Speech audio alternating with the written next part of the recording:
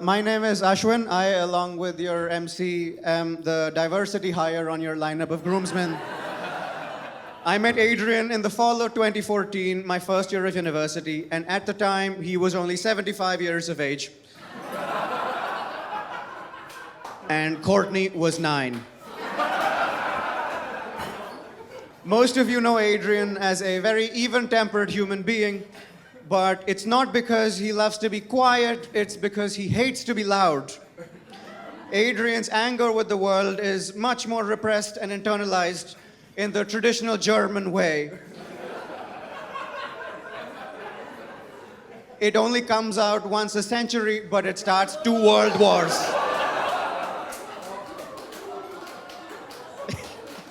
For the bachelor party, we had strict instructions from Courtney that we could use our eyes, but not our hands.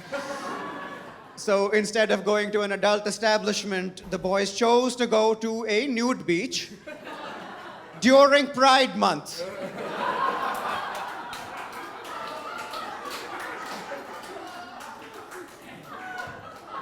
And after witnessing all of the variety that the islands of Toronto had to offer, we were all convinced beyond the shadow of a doubt that Courtney was the very best Adrian could ever do.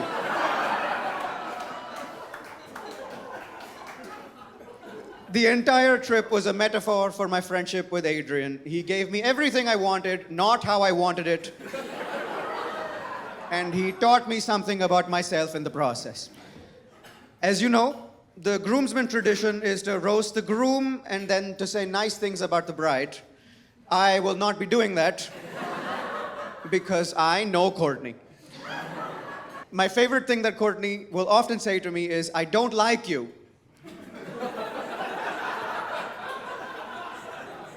By which he means, you have just correctly understood something about me that I have not explicitly told you.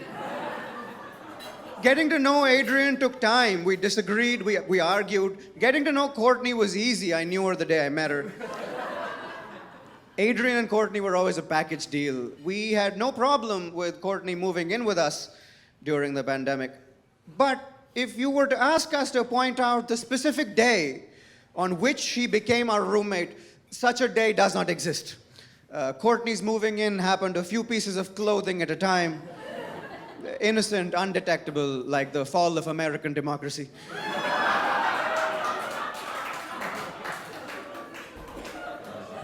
We feel for you. Have you considered going to India? Courtney did mention to us that the 3 of us, 3 men, resolved our roommate issues with more elegance than her roommates at the time, some of which are here tonight.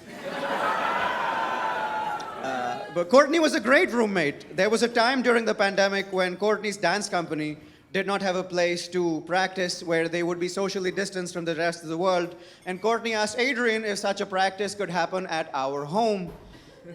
And so Adrian came to us, hat in hand, and begged us to let 6 of the most attractive women I have ever met contort themselves into various positions while I ate my lunch.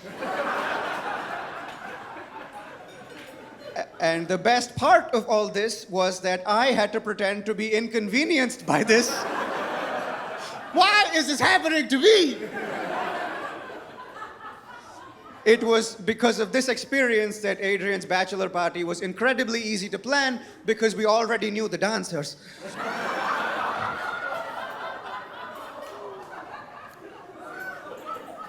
As a stand-up comedian by profession, sometimes I say things not because I think that they are true, but because they are the funniest or the most poetic thing I can think to say. In 2022, Adrian and Courtney bought a house together, and I messaged Adrian to ask, when is the housewarming? And a couple days later, Adrian messaged me back to say, hey, I am at the hospital. Courtney has had a spontaneous brain bleed. I wasn't sure how to tell you, but she's your friend, and I knew that you would want to know. And what I said to him was, I'm sorry to hear that. I hope you're okay, and if there's anything at all that I can do, you know you can let me know. But what I wanted to say was, Adrian, when is the housewarming? And I told him this months later, And he said to me, I figured you wanted to say something like that. And what he left unsaid was, and I was surprised you didn't. And so at that moment, I knew that Adrian would not have found that joke very funny. Courtney would find it hilarious. The people in my life have tried and failed to teach me restraint.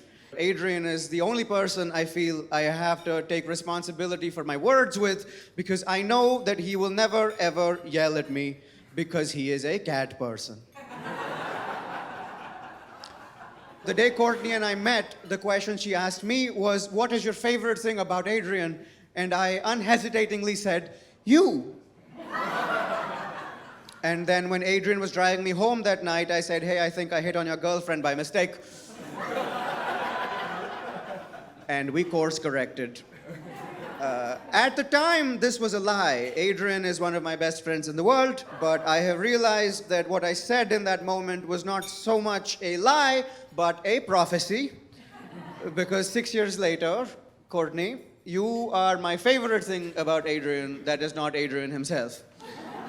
You don't know this, but since my family lives in New Delhi and they can't really come to help me if I'm ever in trouble, the two of you have been my emergency contacts for 8 years.